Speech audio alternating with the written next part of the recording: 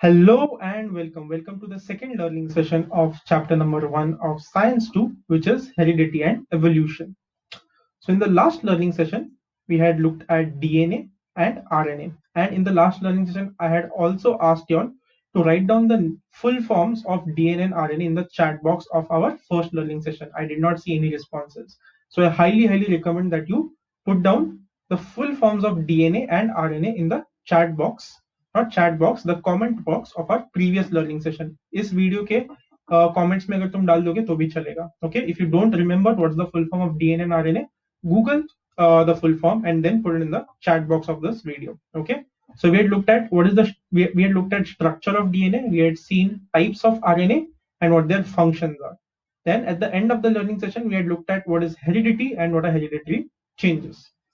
In today's learning session, we're going to learn about transcription, translation and translocation. Okay, so these three are steps of a bigger process called as protein synthesis or protein production. Synthesis यानी production. So proteins को अगर बनाना होगा, synthesize करना होगा, so you need these three steps. Okay, इन तीन steps से proteins बनते हैं हमारे body में. Transcription, translation and translocation. And to understand these steps of protein synthesis very well, you should know what is the structure of DNA, what is the structure of RNA, and what is its functions. Okay, only then you'll be able to understand these very well. These are the new words we're going to learn today: RNA polymerase, enzyme, transcribe, and translocate. RNA polymerase, enzyme, transcribe, and translocate. This is our learning objective for today. Students will be able to explain transcription, translation, and translocation. ये जो तीन steps है protein synthesis के, उसे explain करना आना चाहिए तुम्हें by the end of this learning session. So there were some can you recall type of questions on page number 1, which I had forgotten to put in our last learning session. Okay, I'm sorry for that. But let us do it anyway. I don't want to skip them. Okay, these are very simple questions and you should easily be able to answer them now that you have already watched part 1 video. Okay, they are just one single line answers. So I'm going to wait for 5 seconds for you to pause the video here and write down the answers by yourself in your notebook. Okay, as I said, they are very simple answers, one line answers. Okay, I'll wait for 5 seconds.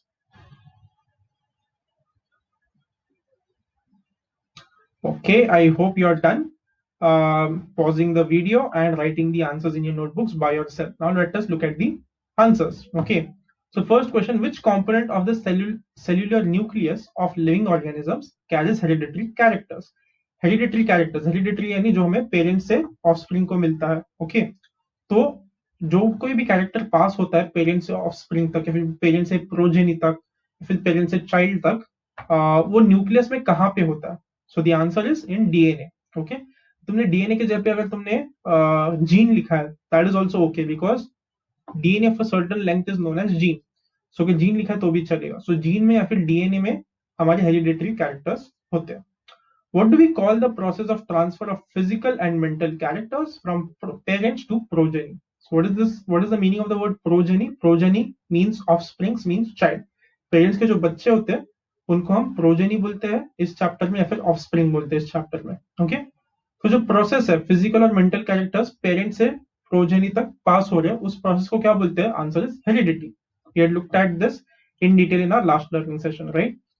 And the last question: which are the components of the DNA molecule? Okay, यहाँ पे एक off missing है, just put an off over here. Which are the components of the DNA molecule? So DNA molecule के तीन components होते हैं. First है deoxyribose sugar. Okay, deoxyribose sugar, that's the first component. Second component I would say is phosphoric acid. The third component is nitrogenous bases. Nitrogenous bases हमने last time पढ़ा था, right? Thymine, guanine, etc. Adenine. So all these are nitrogenous bases, चार type के होते हैं. So एक phosphoric acid का एक पार्ट होगा, डीऑक्सीराइबोस शुगर का एक पार्ट होगा, और फिर बाद में अलग अलग नाइट्रोजनस बेसेस होंगे. इन तीन कंपोनेंट से डीएनए बनता है. Okay, also before we actually start looking at transcription, translocation, translation, etc., let us quickly revise DNA and RNA, because only when you understand DNA and RNA you'll understand those processes well. Okay, so this is how DNA looks like, right? And मैंने बोला था, right, चार nitrogenous bases है.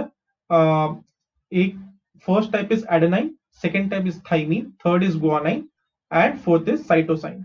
Okay. Also उसमें rules है कि कौन किसके साथ पेयर होगा. एडेनाइन हमेशा थाइमिन के साथ पेयर होगा, गुआनाइन हमेशा साइटोसिन के साथ पेयर हो जाएगा. Okay, so that also you need to remember. और ऐसा एक लैडर को ट्विस्ट करेंगे तो कैसा शेप बनेगा, उस टाइप का शेप होता है डीएनए का. This how DNA looks like. ये जो येलो नहीं, ये जो लाइट ब्लू कलर का पार्ट है उसको शुगर फॉस्फेट बैकबोन बोलते हैं. ओके, जो शुगर एंड फॉस्फेट वाला पार्ट होता है डीएनए का, वो यहाँ पे लाइट येलो जो स्ट्रिप है उसमें होता है. और जो नाइट्रोजनस बेसेस है वो बीच में आ जाएंगे. ओके, और सीडी के जो हॉरिजॉन्टल स्टिक्स है वो नाइट्रोजनस बेसिस से बनेंगे. और वो कैसे लॉक इन हो जाए, वो हमेशा एडेनाइन थाइमिन एक साथ लॉक इन होंगे, गुआनाइन साइटोसिन हमेशा एक साथ लॉक इन हो जाएंगे, उससे वो सीडी के पेयर बनते हैं. So that's how a DNA molecule looks like. Next, we had looked at RNA, right? So this is the first type of RNA, ribosomal RNA. Okay, this is how it looks like. और इसका काम क्या है, proteins को बनाना. वो कैसे proteins बनाने वाले आज हम डिटेल में देखने वाले हैं. Okay, so that is first type ribosomal और RNA. Second type is messenger RNA और एमआरएनए. इसका काम क्या है कि इंफॉर्मेशन को कैरी करेगा जीन से राइबोसोम तक. ओके, ये एमआरएनए. इसका काम क्या है, जीन्स में से राइबोसोम तक इंफॉर्मेशन को कैरी करना है. जीन्स कहाँ पे होंगे, न्यूक्लियस के अंदर. राइबोसोम कहाँ पे होगा, न्यूक्लियस के बाहर, सेल के अंदर, साइटोप्लाज्म में. Okay, that's your second type of RNA. Third type is tRNA या फिर transfer RNA. What is its function, it carry amino acid up to the ribosome. Amino acid को राइबोसोम तक लेके आ जाएगा. And this is how it will look like, tRNA. Okay, so these are the three types of RNAs. Now that you know what does DNA and different types of RNA look like and what are their functions, now we can start looking at the process of protein synthesis. Okay, so the first one is transcription. Okay, what is the meaning of the word transcription? Transcription ये word का meaning है copy करना. Okay, transcription ये word का meaning है copy करना. क्या copy करने वाले हम, डीएनए में जो इंफॉर्मेशन है उसको कॉपी करने वाले हैं. इट्स लाइक एक टेक्स्ट बुक है, टेक्स्ट बुक में से तुम अपनी नोटबुक में कोई चीज कॉपी कर रहे हो, वही चीज होने वाली है, बट तुम्हारे भी सेल के अंदर होने वाला है, तुम्हारे न्यूक्लियस के अंदर होने वाला है. Okay, so with the help of RNA the genes present in the form of DNA participate in the functioning of cell and thereby control the structure and functioning of the body. RNA की help लेके जो genes present होते हैं DNA के अंदर, वो हमारे पूरे बॉडी के स्ट्रक्चर को और फंक्शनिंग को कंट्रोल करेगा. Okay, we knew that, right. For example हमारे कंप्यूटर्स को सीपीयू कंट्रोल करता है, या फिर हमारे मोबाइल में जो चिप होता है वो चिप सारे प्रोसेस को कंट्रोल करता है, राइट.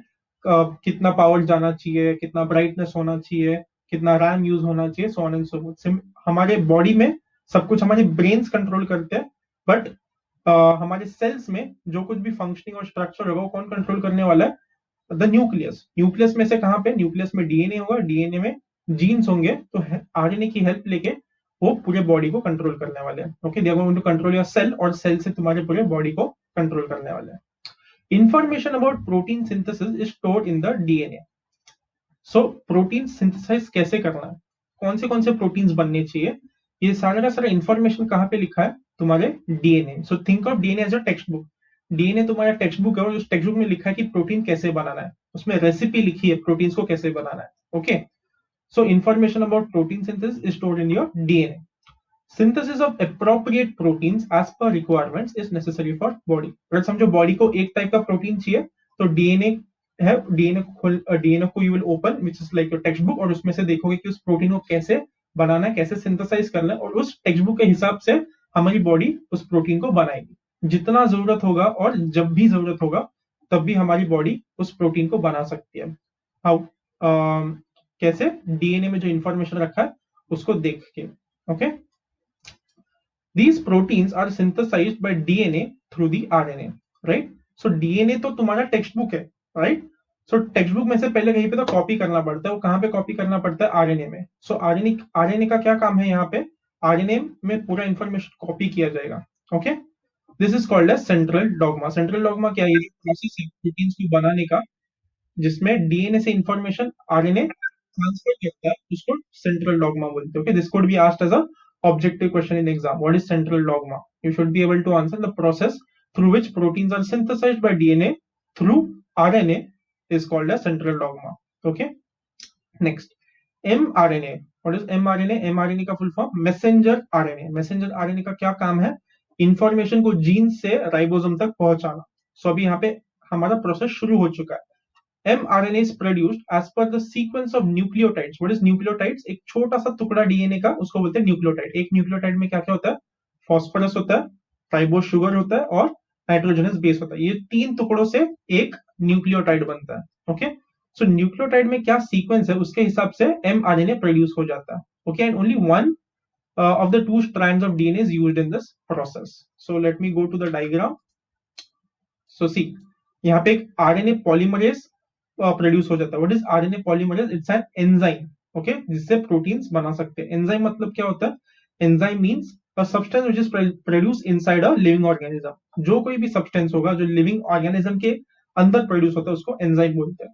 सो आरएनए पॉलीमरेज क्या है? RNA polymerase is an enzyme. तो एंजाइम पहले फॉर्म हो जाएगा, उस एंजाइम के अंदर डीएनए चला जाएगा और डीएनए ऐसा थोड़ा स्प्लिट हो जाएगा. See these strands are joined together, right? ये हमेशा जॉइंट होता है डीएनए का, बट वो थोड़ा फार अपार्ट हो जाएगा, पूरा निकल जाएगा. Why? Because of the RNA polymerase.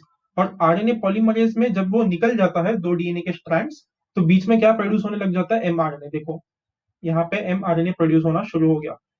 किस तरीके से प्रोड्यूस हो रहा है? Based on the sequence over here. मैंने क्या बोला? हमेशा थाइमिन एडेनाइन के साथ बॉन्ड बनाता है, राइट? या फिर स्टिक हो जाता है. So T means thymine, A means adenine, C means cytosine, G means guanine. Okay, so इसके हिसाब से कौन से चीजें एक साथ बैठ जाएगी उसके हिसाब से वो सीक्वेंस बनेगा एमआरएनए का. One more thing is, mRNA में थाइमिन नहीं होता, राइट? एमआरएनए में थाइमिन की जगह पे क्या होता है? यूरासिल होता है. ओके, सो यहाँ पे देखो एडेनाइन और थाइमिन एक साथ है, बट यहाँ पे अभी एडेनाइन आ गया तो एडेनाइन के साथ थाइमिन नहीं आएगा, यूरासिल आएगा. It's the same thing. It's like saying. So again मैंने क्या बोला था? डीएनए तो हमारा टेक्स्ट बुक है और डीएनए के टेक्स्ट बुक में से हम हमारी नोटबुक में कॉपी कर रहे हैं. सो कॉपी करते समय बस एक जगह पे हम लोग अल्फा लिख रहे हैं. तो हम लोग जो लिख रहे हैं उस गलत नहीं हुआ, हम लोग जो बना रहे सही कॉपी बना रहे. बस जहां पे भी ए लिखा था टेक्स्ट बुक में, हमने अपने नोटबुक में अल्फा लिख दिया. सो मैसेज जो है, रेसिपी जो है वो सेम रहेगी. So what has happened till now? RNA polymerase आ गया, उसके अंदर डीएनए आ चुका है. ये सब कहां पे हो रहा है? All this happening inside the nucleus of the cell. Nucleus of the cell में आरएनए पॉलीमरेज आ गया. आरएनए पॉलीमरेज में डीएनए एंटर हो गया. डीएनए के जो दो स्ट्रैंड जो अलग अलग हो गए, और जो जब अलग हो जाते हैं स्ट्रैंड, उसके अंदर आरएनए फॉर्म होना शुरू हो जाता है, एमआरएनए. ओके, हम लोग किसके हिसाब से फॉर्म होगा? यहाँ पे नीचे कौन से नाइट्रोजनस बेस है उसका कॉम्प्लीमेंट्री पेयर, उसके हिसाब से फॉर्म होना शुरू हो जाएगा. ओके, और इसको क्या बोलते हैं? ट्रांसक्रिप्शन. मैंने बोला था, right? What is transcription? Transcription यानी कॉपी करना. सो हमने डीएनए में जो कुछ भी इंफॉर्मेशन था कॉपी कर लिया. किसके थ्रू? एमआरएनए के through. Okay, we go back to the slide. So this was the point we were reading, right? mRNA is produced as per the sequence of nucleotides on DNA. Only one of the two strands of DNA is used in this process. दोनों strands को use करने की जरूरत नहीं होती DNA की. This process of RNA synthesis is called as transcription. Why? Because हम लोग DNA का information copy कर रहे हैं mRNA में, right? इसलिए इसको copy करना बोलेंगे. Better word for copying is transcription. Okay. So and this is how it looks like. Next, the mRNA formed in nucleus comes to cytoplasm. So mRNA का function क्या था? It is a messenger RNA. So DNA में से उसने copy बना लिया.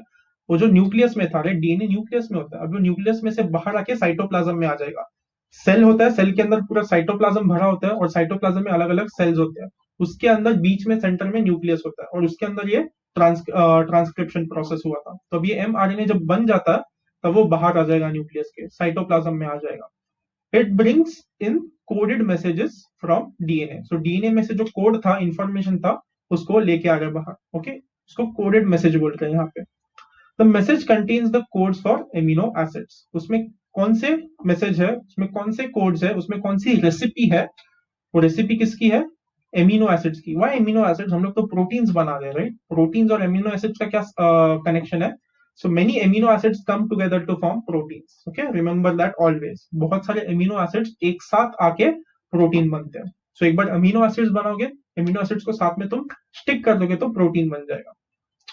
Code for each amino acid consist of 3 nucleotides. Okay, एक amino acid बनाने के लिए जितना कोड लगता है उसके लिए 3 न्यूक्लियोटाइड्स लगते हैं। Okay, so just think of it like जो डीएनए तुम्हारा टेक्स्ट बुक था उसमें से तुमने अपनी नोटबुक में कॉपी कर लिया जो तुम्हारा एमआरएनए था। एमआरएनए में हर हर वर्ड में सिर्फ 3 लेटर्स होंगे, ऐसा तुम लोग सोच सकते हो। ओके, और एक वर्ड से एक अमीनो एसिड बनेगा। ओके, सो 3 न्यूक्लियोटाइड से एक अमीनो एसिड बोलेगा, और ये जो 3 न्यूक्लियोटाइड्स है उसको एक साथ क्या बोलते हैं? Triplet codon. One triplet codon will make one amino acid, और इसमें 3 न्यूक्लियोटाइड्स होते हैं। ओके, 3 न्यूक्लियोटाइड्स यानी 3 फॉस्फोरिक एसिड वाला पार्ट, 3 शुगर वाला पार्ट और 3 नाइट्रोजनस बेसेस होंगे। Okay, so Dr. Har Govind Khurana, okay, so he sounds like an Indian, right? So he's a scientist of Indian origin. वो Indian नहीं है, but India से उसके parents या ग्रैंड पेरेंट्स दूसरे कंट्री में गए होंगे। Okay, so he is a scientist of Indian origin जिसके एंसेस्टर्स इंडिया से थे। Has made an important contribution in discovery of triplet codons for 20 amino acids. So 20 types के अमीनो एसिड्स होते हैं, और उसके लिए कौन से ट्रिपलेट कोडॉन्स होते हैं किसने ढूंढा था? डॉक्टर हरगोविंद खुराना ने, और उसके लिए उसको नोबेल प्राइज मिला था इन 1968। और उनको अकेले को नहीं मिला था, उनके साथ 2 और साइंटिस्ट को वो प्राइज मिला था, Nobel prize. Okay, and it's a very proud, it's a thing to be very proud of. I mean, Nobel prize से बड़ी चीज कोई नहीं होती है साइंटिफिक कम्युनिटी में। ओके, सो इसके लिए उसको नोबेल प्राइज मिला था। So just imagine such an important discovery this was कि कौन से अमीनो एसिड के लिए कौन सा कोड होगा, ये उन्होंने ढूंढ के निकाला था। Okay, so you are done with transcription. Transcription में क्या क्या हुआ आपका? आरएनए पॉलीमरेज आ गया, डीएनए स्प्लिट हो चुका है, डीएनए के बीच में आरएनए प्रोड्यूस होना शुरू हो गया। वो एमआरएनए जो प्रोड्यूस हुआ था बीच में, उसने कॉपी कर लिया पूरा इंफॉर्मेशन, और न्यूक्लियस के बाहर आके साइटोप्लाज्म में आ चुका है। यहां तक जो था वो था ट्रांसक्रिप्शन, कॉपी कर लिया। Now we are moving on to translation. So each mRNA is made up of thousands of triplet codons. तो एक एमआरएनए में हजारों ट्रिपलेट कोडॉन्स होंगे। एक ट्रिपलेट कोडॉन में 3 न्यूक्लियोटाइड्स होंगे। ओके, सो ऐसे थाउजेंड्स ऑफ ट्रिपलेट कोडॉन्स है। As per the message on mRNA, amino acids are supplied by the tRNA. Okay, so let me go again to the diagram. Okay, so nucleus में से mRNA बाहर आ चुका है, and इस mRNA के information के हिसाब से तुम्हें कौन सा अमीनो एसिड लगेगा, ये कौन लेके आएगा? tRNA। tRNA का फुल फॉर्म क्या है? Transfer RNA. And transfer RNA का फंक्शन क्या था? To supply amino acid to the ribosome. Ribosome को अमीनो एसिड सप्लाई करेगा। कौन सा अमीनो एसिड सप्लाई करना है, कौन सा बनाना है, वो कैसे पता चलेगा? इस कोड से पता चलेगा। तो यहाँ पे ए है, so adenine adenine adenine adenine adenine adenine, उसका कॉम्प्लीमेंट्री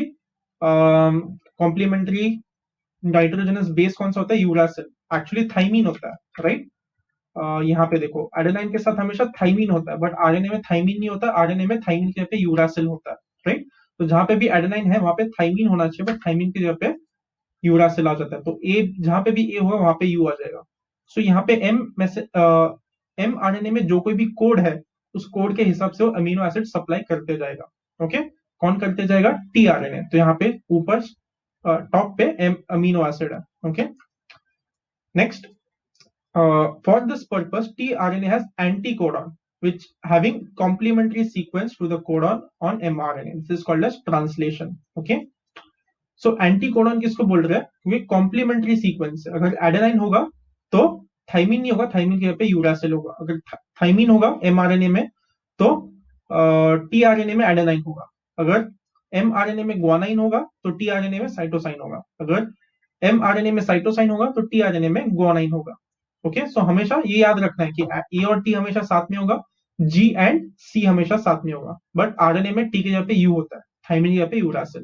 सो इसको बोलेंगे एंटीकोडॉन, राइट? यहाँ पे अगर ए है तो उसमें यू आ गया, क्योंकि सिर्फ यू फिट हो सकता है ए में। सो इसके लिए हम उसे एंटीकोडॉन बोल रहे हैं। ओके, हमेशा कॉम्प्लीमेंट्री सीक्वेंस होगा, जो दूसरा ऑप्शन बच जाता है। This is called as translation, right?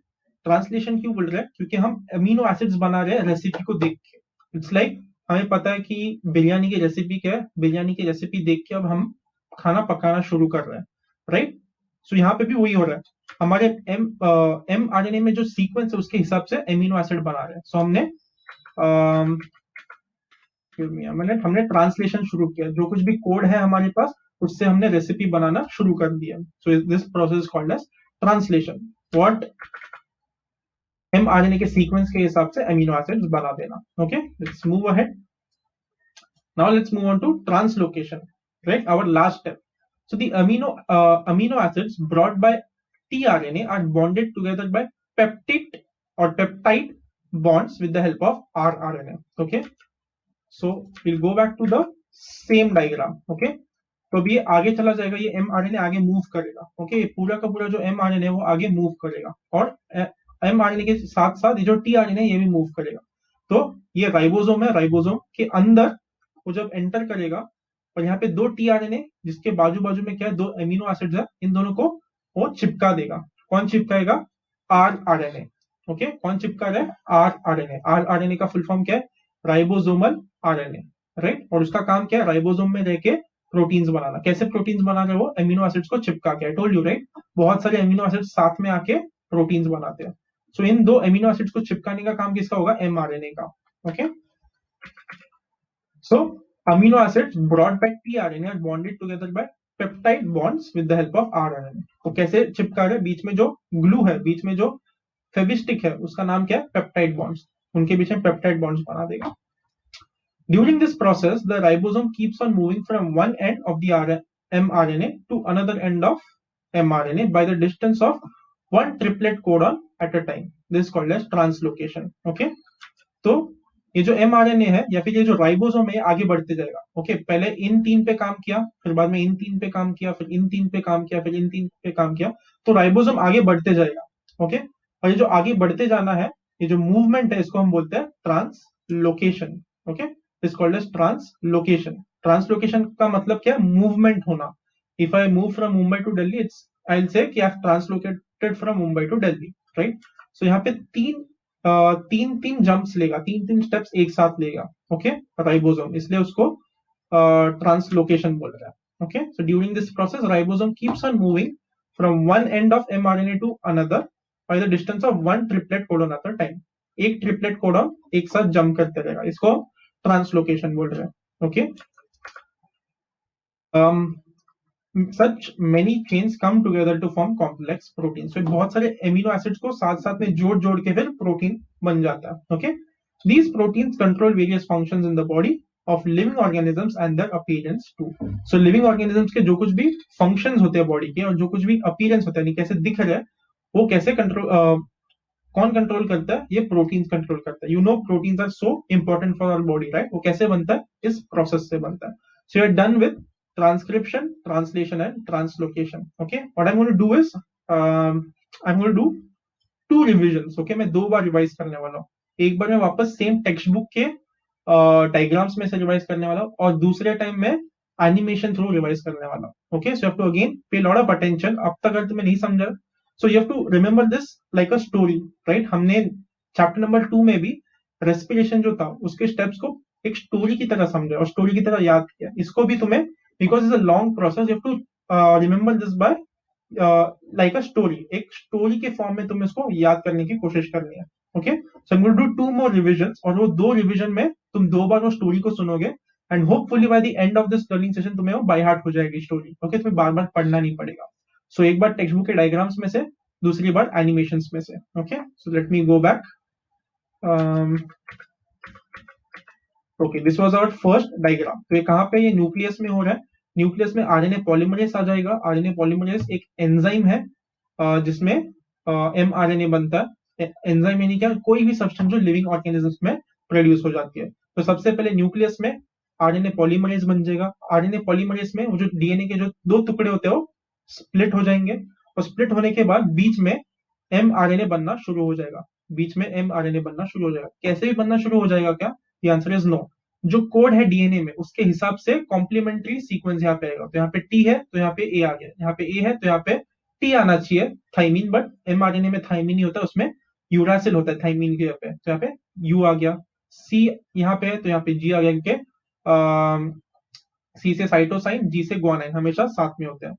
So DNA में क्या कोड है उसके हिसाब से mRNA बनना शुरू हो गया. यानी हम कॉपी कर रहे हैं डीएनए में क्या इंफॉर्मेशन दिया, या फिर हम ट्रांसक्राइब कर रहा है. ओके, सो ट्रांसक्रिप्शन यानी कॉपी करना. So that's our first step, transcription.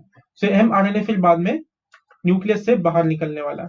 Okay, mRNA is going to come out of the nucleus and according to what information is on the mRNA, tRNA transfer RNA amino acids बनाएगा और provide करेगा. सो यहाँ पे जो कुछ भी codes है mRNA में उसके हिसाब से वो अलग अलग एमिनो एसिड्स बनाएगा. भी एमिनो एसिड्स वाला जो tRNA है वो राइबोसोम उसके ऊपर आ जाएगा. ओके, mRNA के अंदर राइबोसोम आ गया और उसमें tRNA भी आ गया. सो राइबोसोम के अंदर rRNA होगा, राइबोसोमल RNA. उसका काम क्या होगा, ये जो दो दो साथ में है एमिनो एसिड्स उसको चिपका के रखना. ओके, वो किससे चिपकाएगा, वो पेप्टाइड बॉन्ड से चिपका देगा. Okay, so many of these amino acids will start sticking together using peptide bonds. Okay, तो राइबोसोम धीरे धीरे आगे बढ़ते जाएगा. सो ये जो एमिनो एसिड्स बन रहे हैं mRNA के कोड के हिसाब से उसको हम बोलेंगे ट्रांसलेशन. एंड ये राइबोसोम एक ट्रिपलेट कोडन एक या फिर एक टाइम पे तीन तीन स्टेप आगे जाएगा. वो जो तीन तीन स्टेप आगे जा रहा है या फिर मूव हो रहा है वन एंड से दूसरे एंड तक mRNA के, उसको हम बोलेंगे ट्रांसलोकेशन. ओके, फिर बाद में जो बहुत सारे एमिनो एसिड्स एक साथ चिपक गए हैं उसमें से फिर प्रोटीन बन जाएगा. Okay, so I have explain you or I have revised you the entire process one time through the diagrams given in your textbook. Now the second time we'll do through animations. Okay, before animations there's a small concept called as mutation. Okay, let us look at what is mutation also. It's a very small concept. So living organisms can produce new individuals like themselves due to genes only, and some of those genes are transmitted to the next generation without any changes. So parents से जब children born होते हैं तब we very much look like our parents, right. हम लोग parents की तरह दिखते हैं, पेरेंट्स की तरह आवाज होता है, पेरेंट्स की तरह हाइट होता है. So many things we get from our parents. ऐसा क्योंकि पेरेंट्स में जो जीन्स है वो सेम टू सेम जीन्स हमारे में आ जाते हैं.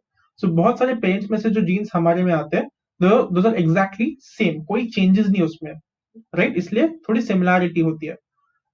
Due to this some of the characters of parents are transmitted to their offspring. इसलिए हमारे पेरेंट्स जैसे होते हैं उनमें जो कैरेक्टर्स होते हैं वो ऑफस्प्रिंग्स में भी आ जाते हैं. फॉर एग्जांपल अगर पेरेंट्स के बाल कर्ली है तो ऑफस्प्रिंग के बाल भी कर्ली हो जाएंगे. अगर पेरेंट्स की आंखें ब्लू कलर की है तो ऑफस्प्रिंग की आंखें भी ब्लू कलर की हो जाएंगी. ऐसा क्यों होता है, क्योंकि मेजोरिटी ऑफ द टाइम्स जो जीन्स पास हो रहे हैं उनमें कोई चेंज नहीं होता, same to same genes pass हो जाते हैं. Okay, however sometimes sudden changes occur in those genes. कभी कभी क्या होता है जब वो पास हो रहे हैं पेरेंट्स से ऑफस्प्रिंग में, जीन्स जब पास हो रहे हैं तब सडन चेंजेस आ जाते हैं उसमें. ओके, उन जीन्स में sometimes any nucleotide of gene changes its position that causes a minor change with which is nothing but a mutation. कभी कभी जो जीन्स का पोजीशन है वो चेंज हो जाता है.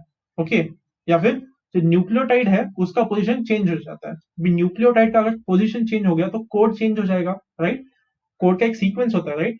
जो कुछ भी सीक्वेंस है अगर उसका पोजीशन चेंज हो गया न्यूक्लियोटाइड का तो सीक्वेंस चेंज हो जाएगा, इंफॉर्मेशन चेंज हो जाएगी. इसलिए माइनर चेंज, एक छोटा चेंज आ जाता है जीन में. ओके, और इसको हम क्या बोलते हैं, म्यूटेशन. म्यूटेशन हम had learn, right. What is the meaning of the word mutation? Mutation means change in structure of the gene. Gene का जब स्ट्रक्चर चेंज होता है हम उसको म्यूटेशन बोलते हैं. सो कभी कभी सडन चेंज हो जाता है इसलिए उसका इसमें एक छोटा चेंज आ जाता है, माइनर चेंज आ जाता है और उसको हम म्यूटेशन बोलते हैं. सो सम म्यूटेशंस में भी माइनर, कुछ म्यूटेशंस काफी छोटे, उससे ज्यादा फर्क नहीं पड़ता. ओके, काफी माइनर चेंजेस आते हैं ऑफस्प्रिंग में, बट सम में भी कंसिडरेबल, कोई चेंजेस काफी बड़े हो सकते हैं. ओके, और ये बड़े बड़े चेंजेस रेयरली होते हैं, जनरली ऐसे चेंजेस बड़े बड़े नहीं होते. सो बट कभी कभी अगर समझो बहुत बड़ा चेंज हो गया तो उससे प्रॉब्लम्स भी आ सकते हैं. फॉर एग्जाम्पल म्यूटेशन में cause genetic disorders like sickle cell anaemia. कभी कभी ये जो जेनेटिक डिसऑर्डर्स या फिर जेनेटिक बीमारियां होती है वो किसकी वजह से होती है, म्यूटेशन की वजह से होता है. फिर जब भी वो पेरेंट से ऑफस्प्रिंग पास हो रहा था न्यूक्लियोटाइड अपना पोजीशन चेंज कर लेता. पोजीशन चेंज कर लिया तो जो इंफॉर्मेशन है, जो सीक्वेंस है वो चेंज हो जाती है और उसकी वजह से कोई बीमारी हो सकती है. Okay, so this is a small portion about mutation. Okay, and this is how it looks like. समझो यहाँ पे ये मेन सीक्वेंस है, तो यहाँ पे सीक्वेंस देखो कौन सा है, TGC सीक्वेंस है, पर TGC की जगह पे क्या आ गया, GAT आ गया. TGC की जगह पे GAT आ गया, ये TGC है वो हट गया, तो कुछ तो रिप्लेसमेंट हो गया, इसको हम बोलेंगे म्यूटेशन. क्योंकि वो जो जीन का स्ट्रक्चर है वो चेंज हो गया. Okay, so we also learned about mutation. Now let us start our second revision of the story. और अब इस बार हम डायग्राम्स में से नहीं, अब हम एनिमेशन से देखेंगे. Okay, so let's begin that. So there is a cell. एक सेल ऐसे दिखे और सेल के अंदर साइटोप्लाज्म में अलग अलग ऑर्गन्स होंगे, राइट. उन ऑर्गन्स के सेंटर में एक न्यूक्लियस होगा. We are going inside the nucleus and nucleus के अंदर क्रोमोसोम्स होंगे. Okay, so that is the structure of cell, right.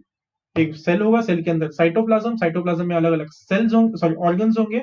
Organs के सेंटर में होगा न्यूक्लियस और न्यूक्लियस के अंदर क्रोमोसोम होगा. So that is structure of cell. Next, structure of DNA. Chromosome किससे बना होता है? क्रोमोसोम डीएनए से बना होता है. और डीएनए के बीच बीच में हिस्टोन नाम का प्रोटीन होता है. ओके, ये क्रोमोसोम किससे बना है? डीएनए से बना है. और डीएनए के बीच में हिस्टोन नाम का एक प्रोटीन होता है. उसके आजू बाजू ऐसा कर्ल किया जाता है डीएनए को. सो डीएनए कैसे होता है, उसका स्ट्रक्चर कैसा होता है, वो भी हमने देख लिया. नेक्स्ट, डीएनए का एक छोटा सा टुकड़े को हम जीन बोलते हैं. ओके, डीएनए का एक छोटा टुकड़ा हम जीन बोलते हैं. उसके आजू बाजू अब क्या आने वाला है? आरएनए पॉलीमरेज आने वाला है, which is an enzyme. Okay, so RNA polymerise हो गया और उसके अंदर वो डीएनए स्प्लिट हो गया. और जैसे डीएनए स्प्लिट हो जाएगा उसमें एमआरएनए बनना शुरू हो जाएगा. सो देखो, नीचे जो सीक्वेंस दिया है, जो कोड है, उसके हिसाब से एमआरएनए बनना शुरू हो गया. Will look at that one more time. Okay, so this is our gene. DNA का एक छोटा सा टुकड़ा, उसको जीन बोलते हैं. उस जीन के आजू बाजू अभी क्या आने वाला है? RNA polymerase. So RNA polymerase आ गया. उसके अंदर जाके डीएनए अभी स्प्लिट होने वाला है. और जैसे ही डीएनए स्प्लिट होगा उसके बीच में एमआरएनए प्रोड्यूस होना शुरू हो जाएगा. ओके, सो ये हियर इज आवर एमआरएनए जो ट्रांसक्राइब कर रहा है, कॉपी कर रहा है डीएनए के सीक्वेंस को. डीएनए का इंफॉर्मेशन कॉपी कर रहा है. सो हमारा ट्रांसक्रिप्शन हो गया, एमआरएनए बन गया. Okay, next, mRNA it will go from DNA to ribosome. तो एमआरएनए न्यूक्लियस के बाहर आ गया और न्यूक्लियस के बाहर आके वो राइबोसोम में जाने वाला है. Okay, so what has happened now here is DNA से राइबोसोम के अंदर चला गया हमारा एमआरएनए. ओके, जो एमआरएनए न्यूक्लियस के अंदर बना था, न्यूक्लियस के बाहर आके राइबोसोम के अंदर चला गया. Let's look at that one more time. It's come out of the nucleus and it will go inside the ribosome now. Okay, so the next step is translation. Translation में क्या होता है? ये जो tRNA है वो अमीनो एसिड्स को लेके राइबोसोम में आ जाता है. Okay, let us look at that one more time. ये जो पर्पल कलर में ऊपर, that is amino acid. So tRNA mRNA के कोड के हिसाब से अमीनो एसिड बना के लेके आएगा. And once it comes inside the ribosome, वो अमीनो एसिड्स अटैच हो जाएंगे, राइट. अटैच किसके वजह से होंगे? mrRNA की वजह से. सो सी, अमीनो एसिड लेके tRNA अंदर आ गया राइबोसोम के. और वो जितने भी अलग अलग टाइप के अमीनो एसिड्स राइबोसोम के अंदर आ रहे हैं वो सब अटैच होना शुरू हो जाएंगे. किससे? पेप्टाइड बॉन्ड से. सो ये किससे चिपक रहे हैं? पेप्टाइड बॉन्ड से चिपक रहे हैं. और वो कौन चिपका रहा है? चिपका रहा है rRNA. किसके अंदर? राइबोसोम के अंदर. So we are done with translation. Translation यानी अमीनो एसिड्स बनना mRNA के इंफॉर्मेशन के हिसाब से.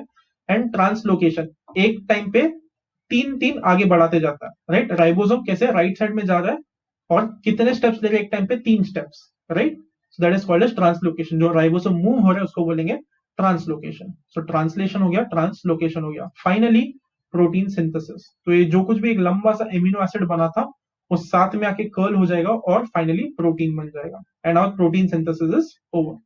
सो these were the 3 steps in our protein synthesis. Okay, I hope अब ये सेकेंड बार जब मैंने तुम्हें पूरी स्टोरी एक्सप्लेन की है प्रोटीन सिंथेसिस की, अब तुम्हारे दिमाग में बैठ गया है वो story and you won't forget it easily. Okay, so you have to keep telling the story to you again and again. So that is it for this learning session. We have learned transcription, translation, translocation. To check whether you have accomplished today's learning session or not, if you have accomplished today's learning objective or not, just check if you can explain me the story. मैंने तुम्हें story बोली protein synthesis का, first step, second step, third step, fourth step, वो तुम बोल पा रहे हो क्या? Can you explain that to someone? If yes, then you have achieved today's learning objective. Okay. These are the new words we learned today. RNA polymerase क्या है? It's an enzyme that synthesizes RNA. RNA को बनाने के लिए जो enzyme होता है उसको RNA polymerase बोलते हैं. एंजाइम यानी क्या? Any substance which is produced in a living organism. Okay. Transcribe any copy and translocate any moving from one place to another. Okay. So these are the new words we learned today. And that is it for this learning session. I hope the 2 revisions helped you all understand what is the process like. And now you have already memorized, तुम लोग को hopefully already याद हो चुका है वो पूरा process क्या है, and hopefully you will not forget it very easily.